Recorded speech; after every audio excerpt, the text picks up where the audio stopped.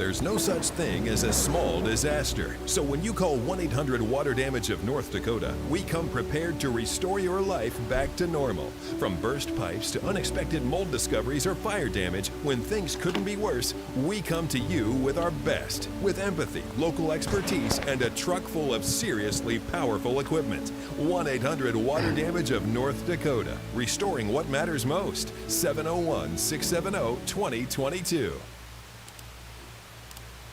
Hello and a happy Wednesday afternoon to you. This is First Alert Storm Team Chief Meteorologist Russ Thomas. Before I start, I want to let you know that Summer and I made the decision that this is technically not a Christmas tie.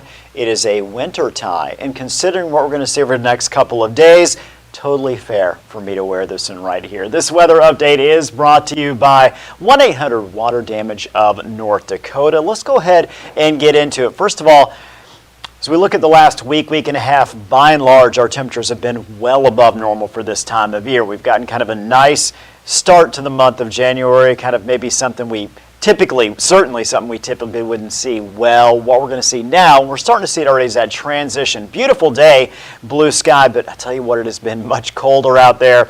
Temperatures in the single digits to teens across most of the region. Beautiful blue sky, not much wind, so that helps a little bit. But again, those numbers have certainly been cold. Let's take a look at our temperatures as they stand as of 3 o'clock.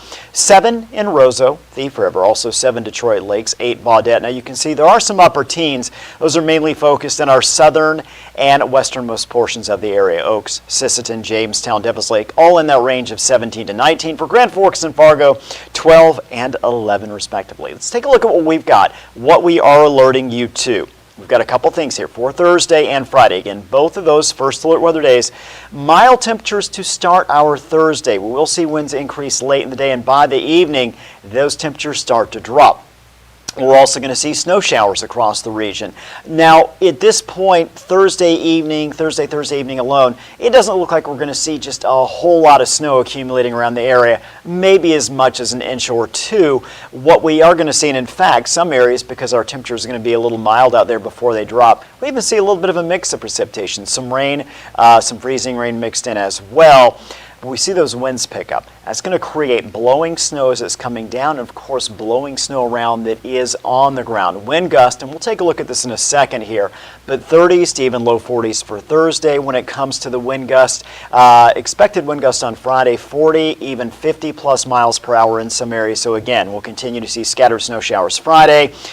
Travel impacts, I definitely think we are going to be impacted with some poor travel conditions out there Thursday, in particular Thursday night, Friday, right into Saturday morning actually, as the winds remain strong. So starting this afternoon, here's what we've got for you. Slowly jumping into the evening. Notice some areas going to see sunset, going to look nice out there, but also notice clouds moving in from the west. We're also seeing some light snow move into portions of the region. Northern Valley tonight, in fact, stretching all the way down the Red River Valley toward Fargo. Could see a few snowflakes this evening. Roseau, Thief River, you're also getting some light snow during the late evening, overnight hours as well. This is part of the warm front of this system. So we've got the low. It's located in Canada. We've got a warm front, and then behind that a cold front. So as we look through the overnight hours moving into tomorrow, what we're going to see is a brief window where those temperatures, I should say, really warm up. We're going to see 30s across much of the region. Then we look in the late afternoon hours on Thursday, that cold air starts to move into the region. And again, this is kind of the start of a much colder air pushing in. By the time we get to tomorrow afternoon, Thursday afternoon, we start to see some areas a mix of precipitation, some areas just snow. But as the air continues to get colder, obviously this will become all snow.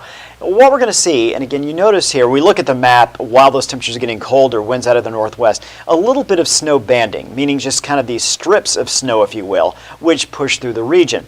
So again, we're not expecting a large snowy system here where you're going to get several hours of heavy to moderate snow. What we are going to see is these windows, these opportunities for snow showers with some select spots over the course of an hour or two getting some heavier snow. Then that snow goes away, maybe picking up in other areas, so more of a shower scenario. We'll continue to see that scenario as we head into Friday afternoon, Friday evening.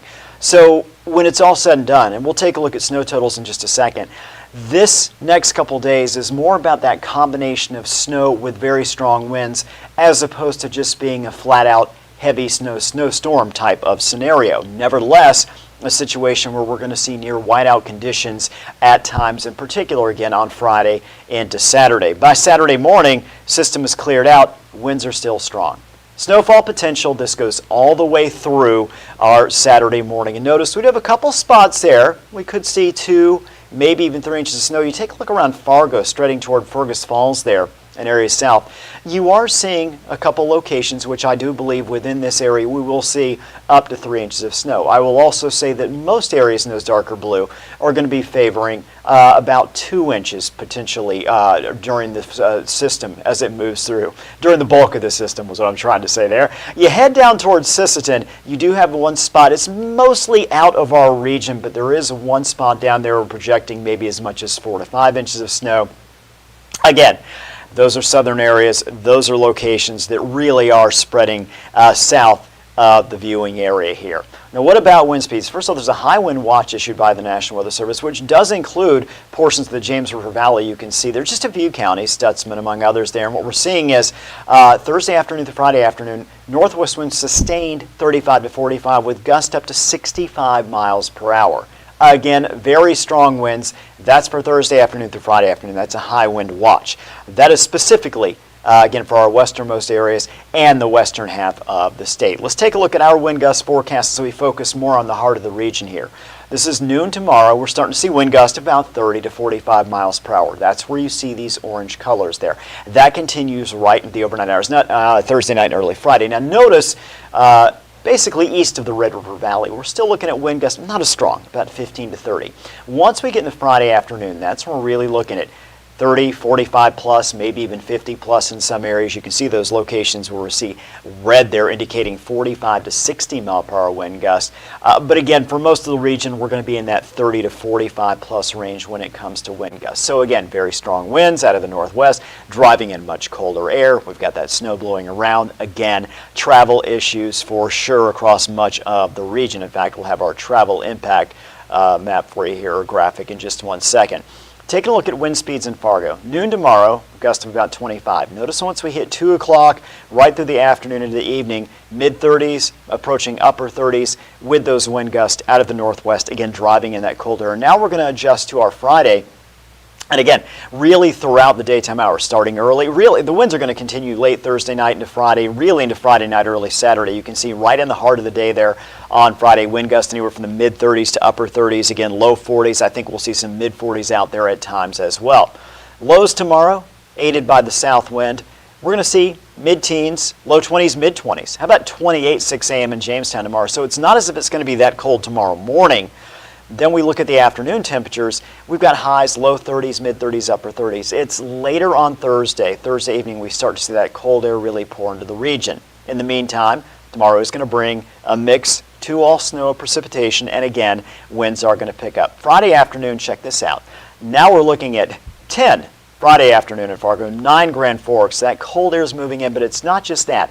As we look at our wind chill values, in particular late Friday evening through Saturday morning, and again Saturday evening through Sunday morning, some areas have the potential to see wind chill values of 30 to even 40 below zero. So it is going to be very, very cold, much more like typical January, I should say, than what we've seen in recent days. Now, as far as our travel planner, Thursday afternoon, we're going to see, again, moderate impacts with the snow showers in the afternoon, and again, those increasing winds as well. I think Friday, the more difficult travel day. We'll have snow showers, blowing snow, whiteout conditions, certainly a possibility in open areas, very snowy roads, going to be slick.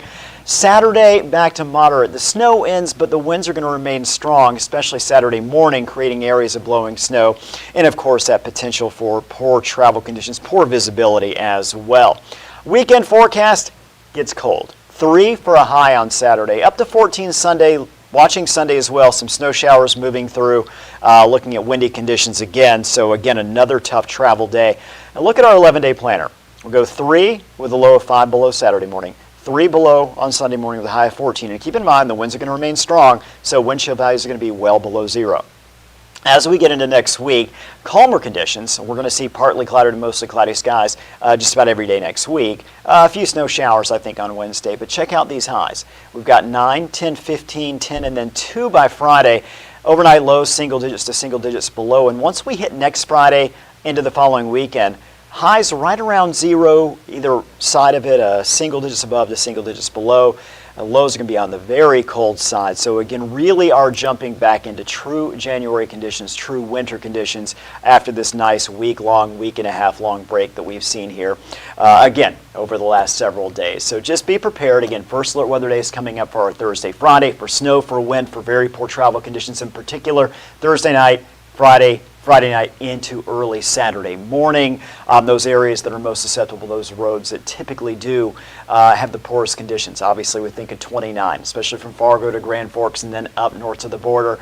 I think those areas are going to be very poor to travel. I think as you get eastern North Dakota, same thing, where the winds are going to be the strongest as well. So something to keep in mind as you got plans heading out the door for Thursday, Friday, and even into the early weekend. Then it gets much colder. I should say snow totals overall anywhere from the 1 to 3 inch range across most of the region as this system moves through by the time we get to your Saturday morning. So just be aware of that. Now coming up, we're going to go ahead and end things for you. We'll have an update a little bit later this evening as well as we get closer to this system moving in. In the meantime, this weather update has been brought to you by 1-800-WATER-DAMAGE of North Dakota. There's no such thing as a small disaster. So when you call 1-800-WATER-DAMAGE of North Dakota, we come prepared to restore your life back to normal. From burst pipes to unexpected mold discoveries or fire damage, when things couldn't be worse, we come to you with our best. With empathy, local expertise, and a truck full of seriously powerful equipment. 1-800-WATER-DAMAGE of North Dakota. Restoring what matters most. 701-670-2022.